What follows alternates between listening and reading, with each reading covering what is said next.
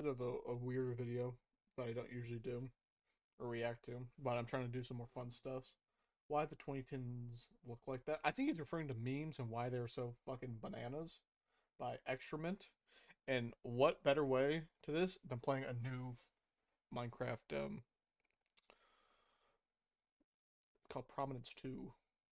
So it'll be. Flash games, MLG, Trollface, and Swag. The internet was. I remember the first big one for me was like the old memes and then Nine Cat.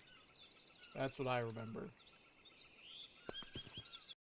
A very different place in the 2010s. Memes used to look like this, and YouTube was filled with content you couldn't make today, regardless of whether you fell in love with. Dude, I love the I'm gay so fucking much, dude.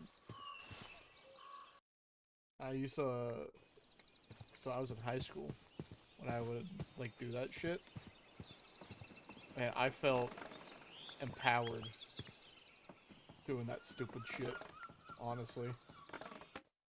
Vaporwave, or spent way too long watching shooting star. I think Vaporwave is still cool, but more niche.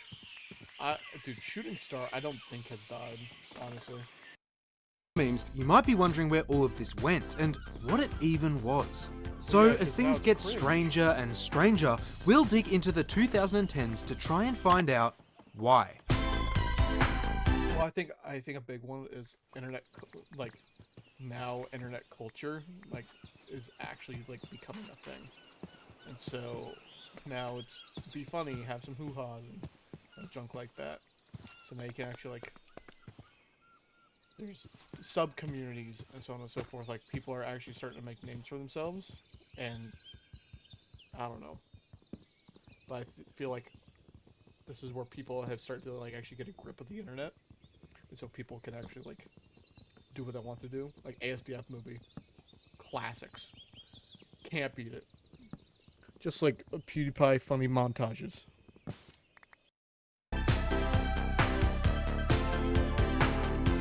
Dude, this fucking video. It feels surreal to know how old some of these are. Because, like, I'm 22, right? Like, this shit is, like, the stuff I grew up with. And so it feels like this stuff is still, like, cool to me. But I know it's not.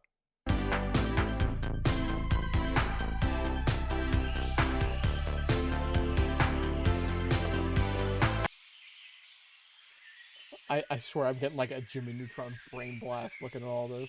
Hold on, this is 20 minutes long. I'm gonna have to like 1.25 this.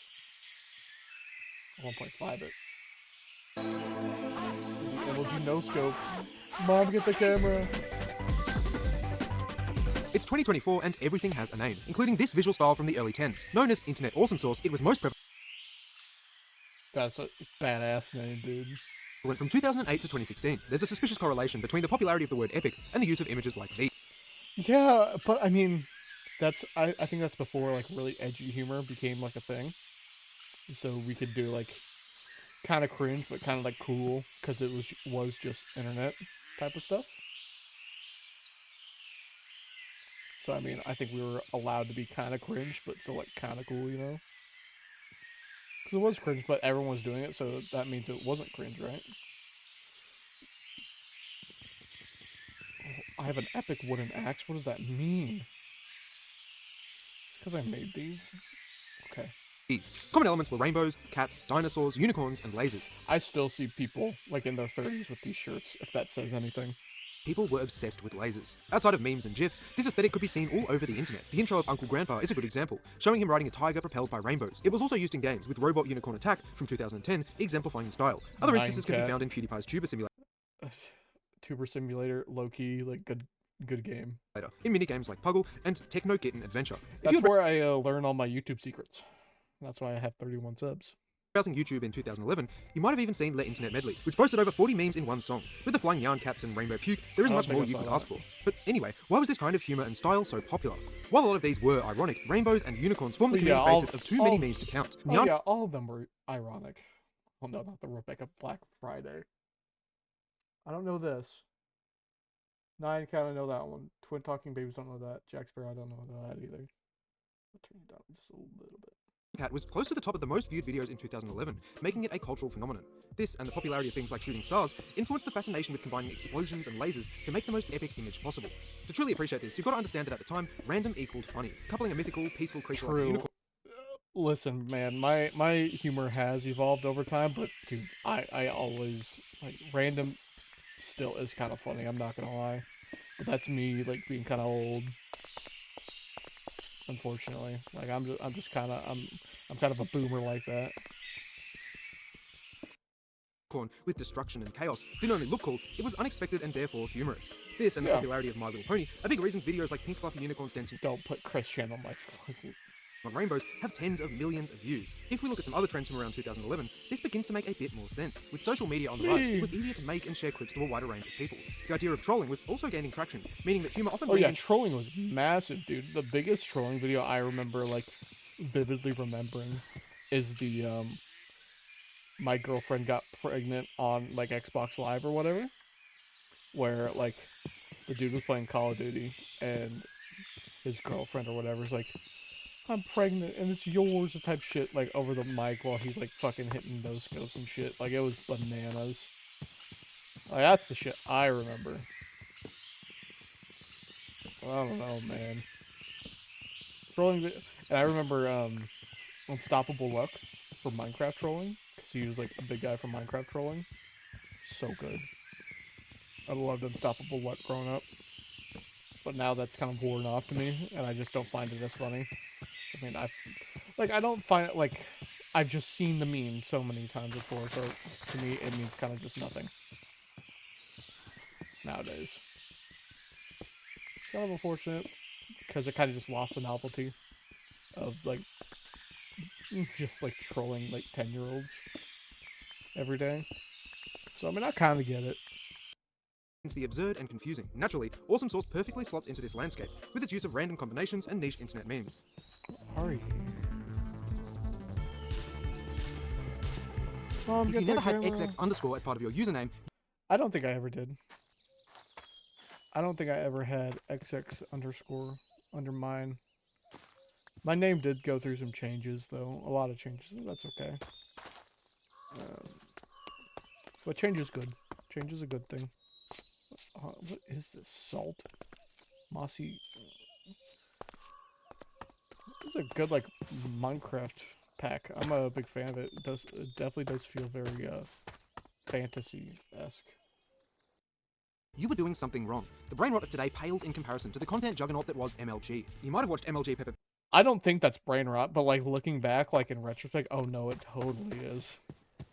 100%. It is such brain rot, but maybe since I'm a boomer,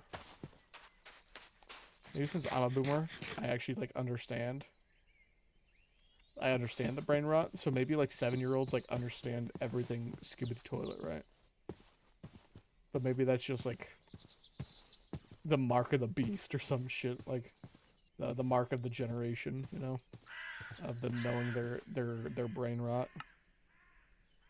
Still can't do this. I have to do get fruit or veggie. Wheat, asparagus, potato, blueberry. These are Croptopia stuff. I just have to find like a Croptopia plant doodad. It's gotta be easy, right? Well, I haven't found one yet, so maybe not. Pig, Game of Thrones, or any number of trickshot edits. If it was really bad, maybe you even got caught downloading green screen packs and piecing together your own. Some of the more iconic visuals were Snoop Dogg, random quickscopes, Cool Ranch Doritos. So we had this thing in high school. They stopped after I came in because I actually did it just 10 times better. I think it might still be up on my YouTube channel, but it's Dank Karaoke 3. So I kind of like carried the Olympic torch with Dank Karaoke. Our school, you could do like Dank Karaoke once a year, right? And it's kind of like it's your own kind of thing, you know, because our drama teacher is kind of younger for a teacher. And so he kind of understood it. He kind of grew up with it. So he understood like what dank means, right? In like the meme context, right? So and then I just made this like it was like a real life meme edit, dude. I love dank karaoke so much. It's a coffin. Oh. Yikes, respect the dead. Doritos and COD hitmarkers. Pyrocynical was a major perpetrator, being the man behind MLG Teletubbies and furry inflation art. I find it crazy to look back and see the views on some Oh, of these dude, I remember the fucking pyro clip. The thick pyro. videos. Many Wood, by the way. up well above 10 million, which speaks to the absolute chokehold they had on the internet. Another recurring detail was Illuminati confirmed, which would often involve a Well, yeah, So, my freshman year of high school is when I think Sun and Moon came out, Pokemon Sun and Moon. And I remember seeing the Rowlet line, because I really like the Rowlet. What the fuck is this? I remember seeing the Rowlet line, and after some time I was like, dude, I can make this into a funny edit. So I made the MLG Rowlet line with like Doritos and the Op and MLGs and doobies and shit like that and weed. Dude, I was the funniest fucking guy around. Loot barrel. Spell tomb. Oh, there's doodads here. Barrel booty. text-to-speech voice linking random things to the all-seeing eye. With that and enough explosions and air horns, you could turn any no-scope into a work of art. Outside of the visuals, they featured numerous sound effects and songs that are probably imprinted deep within your temporal lobe. If you weren't humming it already, My Hope Will Never Die or Holding On was the most iconic, with the X-Files theme also playing a major role. The horrific audio of Yeah, dude, the X-Files theme, I think, like, if I go to sleep, like, if I get lost into a fucking coma, if you play that song, I might actually just fucking wake up, honestly. There's a good chance I think that might happen. Is this it? Okay. successful trickshot reactions was featured a lot too. If you're a real one, comment with the rest of this phrase. Oh, baby. These kinds of edits can be traced back to Oh, as early baby, as a nene. 2011. Specifically, a World of Warcraft video. Dude, it's gonna... Internet? Uh-oh. Why's my internet fucking up? Why'd you disconnect? Why? Why? Okay.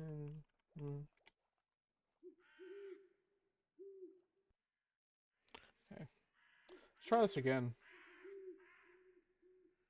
Oh, baby. These kinds of edits can be traced back to as early as 2011. Specifically, a World of Warcraft video. Are you... 419. Ironic, right? To the all-seeing eye. With that and enough explosions and air horns, you could turn any screen overlay of a quickscope. It provides the first known example of an MLG-style montage. The reason such videos rose to prominence is in the name, Major League Gaming. Professional esports teams would release highlight reels that went on to inspire fans to begin making their own, with many of these simply being replays recorded by an iPhone. Well, yeah, but that... Because these were just kids not knowing, like, what to do, and so that made it, like, 10 times better. Oh, potato. That will be part of my quest, right? Right? Part of the quest? Yeah. Perfect. XP. I can... chapters, multiplayer, sure, world map. Okay, I need to find an anvil, and then I get limestone chunks. Okay, whatever, watch the video. They were usually much worse in quality and far more amusing. As the internet did its thing, these became more and more deranged, and eventually morphed into the irony-laden masterpieces that plagued the 2010s. Unlike the memes of today, MLG lasted a few years before losing traction, disappearing, for the most part, in 2017. Well, yeah, because, like, I think the novelty of it just wore off, unfortunately, and we kind of just screw up. Wait, what did I just do? Talent tree, how do I... Huh? Oh, fuck. Oh! Holy sh... Frozen knowledge. Protector's path, rogue's path. I'll probably just take the protector's path. High priest.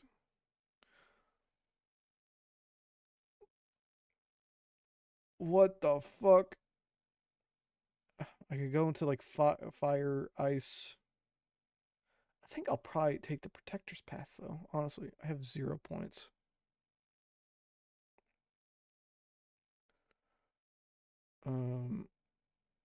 High priest. I won't want to do that. That kind of sounds kind of shitty. But like having an actual skill tree, that's pretty big. I don't know how do you get points? I gotta watch the video. Even though the last decade was only a few years ago, things have changed a lot online. Here on YouTube, this is especially apparent. A perfect case study for this is the rise and fall of Let's Plays. Let's Plays are the reason many of Yeah, well, because like your favorite YouTubers are your favorite YouTubers. Broadly, this style of video involved commentary over clips of a video game that focused on the player's experience of it rather than a guide or a walkthrough. The general format is credited to Michael Sawyer, or Slowbeef, whose 2007 playthrough of The Immortals is widely considered to be the first modern Let's Play. As YouTube began to take off, this style of video did as well. People like PewDiePie would emerge with wildly successful series like his horror playthroughs. The draw here wasn't just the game, it was his reactions and experience. Yeah, but I mean, I think it's just my guess is that it just became so saturated, right? There's just so many people doing Let's Plays. There's like, are you gonna know which one to watch, right? Like, there's so many people to watch. It's just like, yikes. I will say I like these planks. I need to set up somewhere. Quest? I'm already on a quest. What do I fucking use this for? Backpack tank. I have so many doodads and things. Oh, it's a chest upgrade. What do I use you for? Stuff I don't have. Damn it. Experience of it. By naming enemies and objects like Stefano, he built up his own lore inside these videos that kept people Dude, Stefano, the barrel. coming back regardless of the game he was playing. Markiplier found similar success with his Five Nights at Freddy's Let's Plays, the first of which was uploaded in August Hey, but to be fair, he's the king, okay? of 2014, and currently sits at over 100 million views. Today, however, Let's Plays are seemingly a thing of the past, at least as a method of blowing up. Arguably, this is mostly due to the oversaturation of gaming content on the site. Making a video titled Let's Play XYZ Episode 3 isn't as likely to take off anymore in a sea of very similar videos. The current landscape does, however, favour challenge videos with an interesting premise, like the Fallout series by It's Jabo. Another reason Let's Plays have disappeared is that they haven't. They've just moved. Instead of watching a YouTube video, much of the audience for Let's Plays has shifted over to streaming. Yeah. Yeah, I think I'd agree. Here, they can tune in whenever they want and watch a content creator they like play the game for much longer periods of time. Moving on, if you ever watched the Cake Trilogy by Filthy Frank, Yeah, because Let's Plays were maybe 10 to 15 minutes long, and so that was kind of I like this combat. This combat's nice. So you had to wait for the next episode, even though it might be more curated. iDubbbz and Maximofo, you likely remember when shock humor reigned supreme. By around 2016, this had come to a peak, with gaming content becoming slightly less popular. In an interview with Trash Taste, PewDiePie refers to this as the Filthy Frank era, a time when even he adapted to the change by making edgier content with a raspier voice. Hey guys, can I take your boyfriend for a ride? He's in. This was partially the byproduct of ambiguity surrounding YouTube's content policies. There wasn't as clear of a line between unacceptable and acceptable practices. People were maintaining high viewerships and growing exponentially, while saying and doing things that would be pulled from the site today. For example, the Cake Trilogy was retroactively removed following a more recent reaction from PewDiePie. This likely reminded YouTube that they still existed and didn't align with the updated content guidelines. In 2017, we saw the beginning of this with the Adpocalypse. I remember at the time this felt like a huge... I remember the Adpocalypse. That's where lots of things changed with advertisers and junk like that, and that changed the era. And I think this might be really like conspiracy brained, right? But I think the Adpocalypse is something that also pushed the internet to like change as well, since YouTube is just so big. It pushed them to change. I think that kind of kickstarted the internet to change to be like not as edgy. It's like people were really edgy before this, and now it's like, don't be edgy, because like versus big like advertisers. But then it was like, hey, maybe we should like not try to say KYS every time someone says something we don't like. Deal, with many large channels being legitimately concerned about their income. The term describes a mass withdrawal of advertisers from YouTube following several large-scale controversies. Many were no longer comfortable showing ads on content that wasn't family-friendly, resulting in some channels receiving ads while others didn't. For creators like Filthy Frank, this made it all but impossible to make money from their... Yeah, I mean, and lucky for Frank, he got out at the perfect time.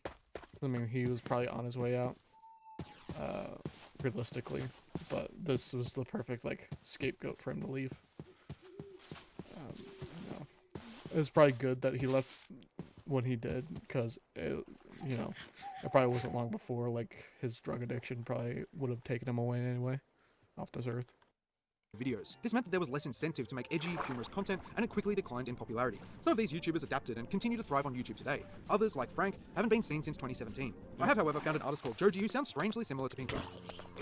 Yeah, it seems like Joji It's hard to categorize something as References unpredictable as Frank. memes, let alone analyze their use through an entire decade, but we're going to do it anyway. Thanks to Reddit users like Paper Cup, there's been many attempts to organize them into specific eras. Today, we'll be focusing on 3 that span the 2010s: Rage, Dank, and Surreal. Starting with Rage, this term is derived from Rage Comics, which began in 2008 on sites trolling like and all that 4chan. junk. These would typically be short, with 4 panels based around humorous or irritating real-life experiences. The common thread was a collection of so-called rage faces made in The original Wojaks, you could say. MS Paint. You'll recognize Trollface, Rage Guy, Why You Know Guy, and Serial Guy. This became more widespread with the inception of r// Don't do that ever again. Sounds like you're fucking nutting, man. in 2009. Funnily enough, this is still active, although not nearly as prolific. Top and bottom text memes were pretty big at this time as well. Slapped on Those top are- of images like I bad think those ones are still really good. Really, like, top text, bottom text are still really big, but, like, these ones with, like, certain people probably aren't. Brian, overly attached girlfriend, and Boromir. These all followed simple formulas that anyone could relate to and make themselves. All it required was an internet connection, the impact font, and a dream. As 2013 rolled around, we can identify a shift into the dank meme era. Here, memes became considerably more abstract, and less centered around understandable and repetitive tropes like these. This period encapsulates the peak of MLG, the use of these classes, and Shrek is love, Shrek is life. Still, these were far from the most iconic. 9+10, Harambe, Vape Nation, We Are Number One, and I firmly believe that Harambe's death caused us to go down the bad. I think we're living in the bad ending, unironically because of his death. Everything started to go downhill after Harambe left us. You Know the Way all emerged in a similar time frame. Instagram meme accounts started to become huge, all as part of a multi-platform ecosystem that produced, propelled, and modified memes throughout their lifecycle. A big reason some of these were so bizarre and nonsensical was that Gen Z was growing up and becoming increasingly Not Habibi. Yeah. Well, what he's saying is also right. active on social media. By using themes and references that only they could understand, they distanced themselves from older generations and formats. This is also why some of them were quite edgy, with all of it playing a role in forming their own distinct online identity. You can see this reflected in the creators who were popular among the demographic. Yeah, like, I remember seeing, like, the people a few years ago, like, yeah, iDubbbz made me racist type of stuff. Or maybe, like, hate certain types of people. But, like, I grew up in iDubbbz, but I always knew, like, what he was saying was him making jokes. And it never affected my real life. So, I mean, but I also, growing up in retrospect, in hindsight, I now know, like, listen, my experience wasn't everybody's either. So I can understand why people are, like, upset with his old behavior. As I mentioned before, if you weren't watching Let's Plays, you might have tuned into Max Mofo, iDubbbz, or Filthy Frank, who had collaborations that spawned some of the most shared memes and phrases. Yep. A perfect example of this is the green screen of Time It's to Time to Stop. Stop, which appeared in hundreds of edits on multiple platforms. Yep. Next up is the I used that It's Time to Stop meme on Dank Karaoke. So yeah, dude, I know it. I freaking know it, buddy. Surreal era that kicked off in the late 2010s. This was home to deep fried memes, crab rave, Yep, deep fried memes, crab rave. Oh, what else? and of course, the release of Fortnite. To be honest, things What the fuck? started to take a turn for the worse here. Deep fried memes were made by running an image through a filter over and over, until it became warped and barely legible. This would be combined with an equally ridiculous piece of text, if any at all. Surreal memes, on the other hand, often featured this guy. He was associated with things like the layers of irony and the term angery, popping up I mean, fuck. everywhere online. Mr. Orange or Orang is another example. I didn't see much of Mr. Orange growing up. I saw a Stonks man, surreal guy, but not Mr. Consistent with its Orange. name, this humor operated on a similar premise to much older memes. To be random and confusing was to be funny. Not many of these made sense, and it was often that and their absurdity that made them entertaining. He seeks the Parmesan. Yeah, like I found Happy that Wheels, hilarious. Bloons Tower Defense, and The Impossible Quiz have one thing in common. They are all Flash games. The mid-2000s and the early 2010s are considered the golden age for this kind of gaming. Most of my exposure Yep. to these titles was on Cool Maths games, where I spent hours Cool math games. I remember growing up playing like a free version of The Binding of Isaac. That was big. But dude, cool math games. I don't know if I can even call it a hidden gem. Like, it is a hidden crater for how good it was. playing Fireboy and Watergirl and Papa's Diarrhea. I distinctly remember spamming the source until I had a stack about You say Papa's diarrhea? 3 feet tall, selling it for $0 and then quitting the game. Turning back time even further, Flash first released in 1996. People eventually figured out that it was possible to make games on it, with many of them starting to pop up in the early 2000s. The website Newgrounds emerged at a similar time, and soon became a massive platform for user-generated Flash games. This website made it possible for almost anyone to produce, share, and play others' work online, with the only Dude, Flash games. It sucks that a few years ago Flash games went away. But, you know, people are evolving, I guess. So I mean, things have to evolve and change, and change is good. Change is good, mostly. The requirement being a clickable link. Of course, these games weren't limited to Newgrounds, as they could be embedded and accessed through any other website, like Core Maths games. This meant that if your game wasn't received well in one place, there was always a chance it could take off in another. As a result, it's no surprise that some of these games became massive. Happy Wheels was, and still is, huge. YouTubers like PewDiePie Happy Wheels, Run, Blorix, I think that's what it's called. Balloon Tower Defense. Like you said, the Fire Girl, Water Boy, whatever. I said Run already. The Papa's Line. Those are some of the really, really big ones. and Markiplier did Let's Plays that received millions of views, with Jacksepticeye uploading as recently as April 2024. By now, you've likely heard that Flash is no longer a thing, but you might be surprised to learn that the end of Flash games was heralded by Steve Jobs way back in 2010. In his famous Thoughts on Flash letter, he criticized Adobe for Flash's security issues, poor performance, and the fact that it was a closed system.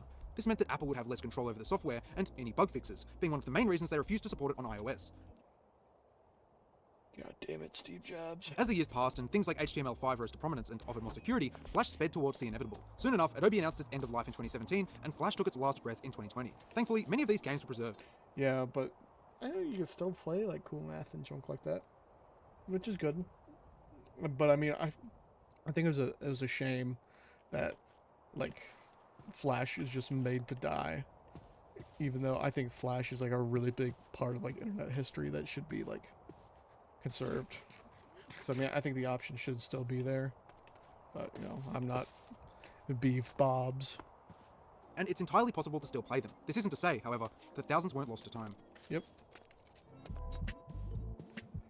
I think Vaporwave's still cool, not gonna lie, but I guess maybe not. If you recognize this image, you most likely remember Vaporwave. This picture is the cover of Floral Shop, an album made by the artist Vectroid. The most iconic song from the selection was Lisa Frank 420. This was used everywhere, in memes, edits, and often as part of YouTube outros. Of course, Vaporwave was much more than just a subgenre of music. It was also a distinct and fascinating aesthetic that began on the internet. Common features included retro... I love, dude, low-key, I love the Vaporwave aesthetic, but I haven't found something for me that, like, sticks, I guess. 3D graphics, pink and purple pastels, dolphins, and foliage. After its inception in the early years of the decade, Vaporwave began to rapidly spread over numerous platforms. Whether you found it on commentary channels or songs on Bandcamp, it quickly became undeniably huge. Leafy Radio was so massive. Like, I remember using Leafy Radio to, like, find some, like, piece of art that I really, really enjoy. Peaking at around 2015. There was even an entire game called Mall Quest made in this style. Copies of this can still be found online, although the original version was taken down. It was described as a procedurally generated shopping sim, and it actually looked pretty cool. Returning to design, you might notice that, for an aesthetic born in the 2010s, it feels a bit out of place. That's because most of the imagery you're seeing here was heavily inspired by the 80s and 90s. This transcended architecture, with one of the most influential artifacts being a game. Echo the Dolphin, for the Sega Genesis, informed music and aesthetics alike, largely responsible for the heavy use of dolphins in design. Looking at That reminds me of, like, this art style reminds me of, like, the OG Donkey Kong Country. Because Donkey Kong Country did... they did what they could to make 3D out of 2D. And that's what that reminds me of.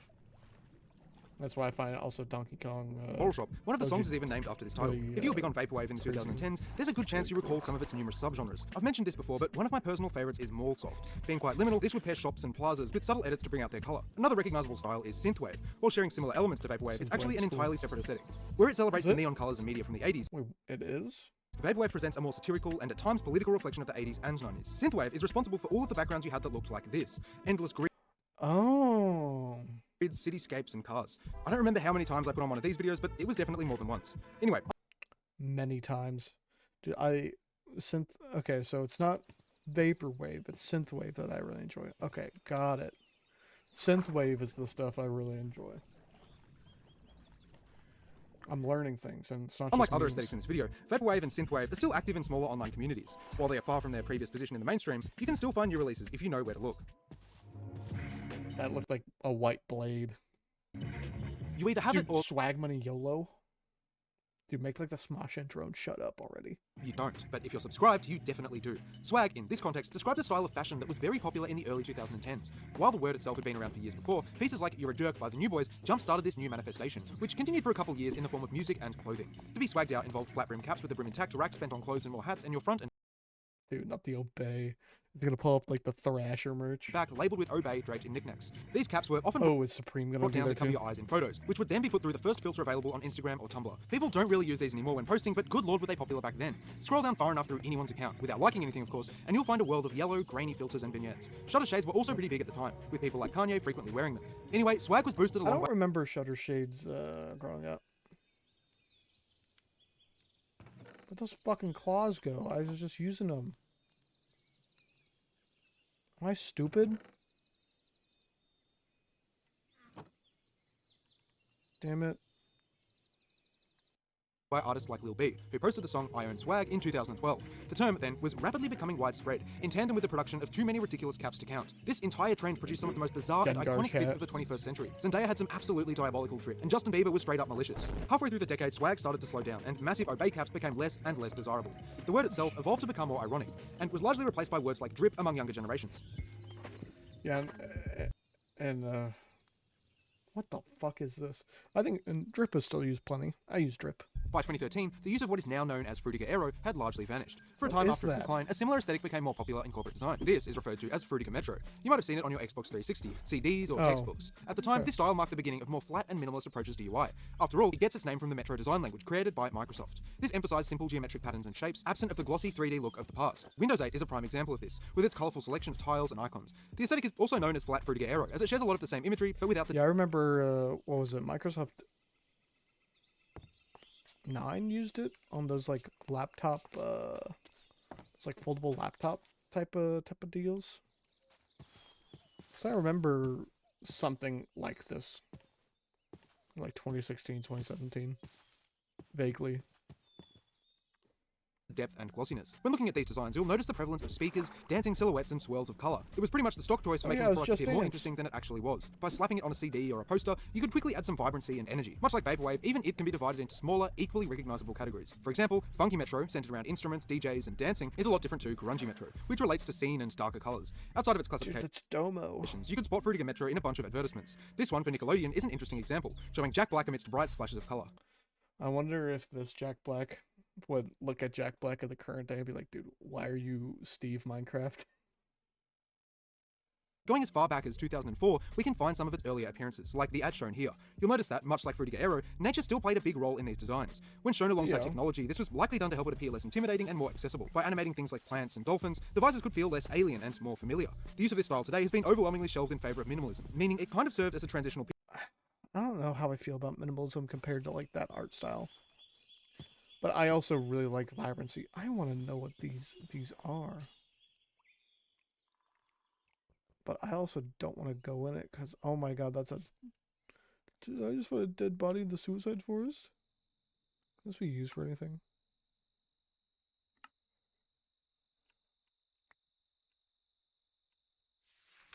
Oh, what the fuck? I'm taking a book. I need a set up.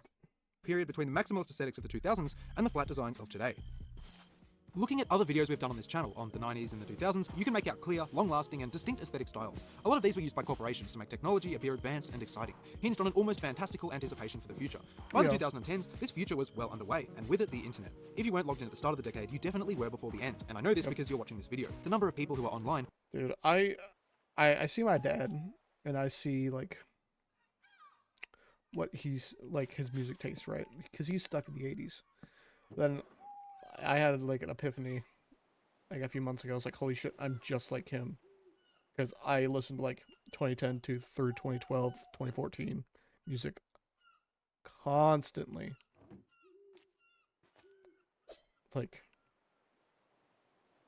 it's like, holy shit, dude, I'm just like him. more than doubled from 2010 to 2020, meaning that people's I'm old and bitter because I don't understand this newfangled generational music. experiences of the world were increasingly informed by things on the internet. And so the reason the 2010s looked like that is you. User-driven media like YouTube videos, Vines, Flash games, and I miss this. memes sculpted millions of people's See, that's what I don't understand, because we talk about TikTok kids and in constant stimulation, but then you see shit like this, like what he just showed. This, if that's not stimulating, I literally don't know what is. I don't know what to tell you, because that's stimulation in its like finest, is it not? User-driven media like YouTube videos, vines, flash games, and memes sculpted millions of people's lives even outside of the internet. Simultaneously, this media started to become people's lives. Making videos with a shitty webcam was suddenly profitable, and the creation of content was something anyone It could still be profitable. YouTube gods, help me out. Help a brother out. could do. So while some of it may be cringe now, all of it played a role in creating what many consider to be the golden age of the internet. Yep, I agree. Good video, Extrament. You're a cool guy.